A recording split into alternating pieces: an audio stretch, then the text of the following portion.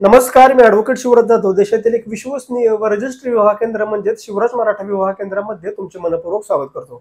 तर आजचा जो बायोडाटा आहे तो एका पुनर्विवाह इच्छुक असणाऱ्या मुलीचा आहे। तर मुलीची आपण थोडक्यात माहिती पाहणार आहोत। मुलगी ही मराठा कास्ट मधील आहे। मुलीचं जन्मवर्ष 1989 आहे। उंची मुलीची 5 फूट 3 इंच आहे।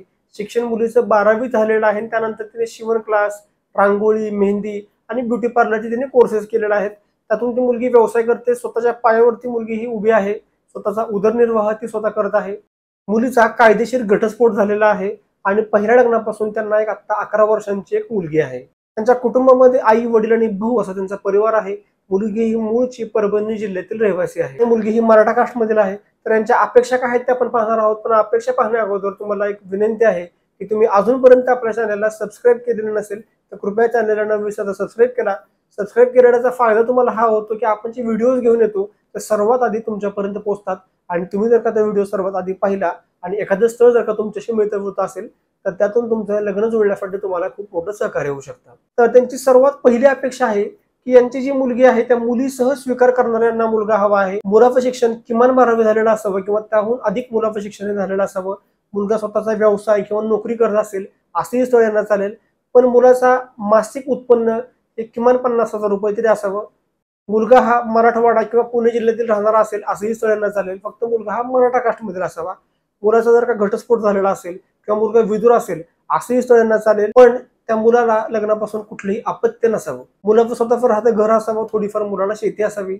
अशा त्यांच्या अपेक्षा आहेत। त्यामुळे तुम्ही स्वतः किंवा तुमच्या ओळखीचा कोणताही मित्र जर का अशा पद्धतीमध्ये स्थळ पाहत असेल या अपेक्षेत बसत असेल तर तुम्हाला हे जे स्क्रीनवरती आपले नंबर दिसत आहेत त्या नंबरवरती तुम्ही सकाळी 10 ते 5 या वेळेमध्ये फोन करू शकता।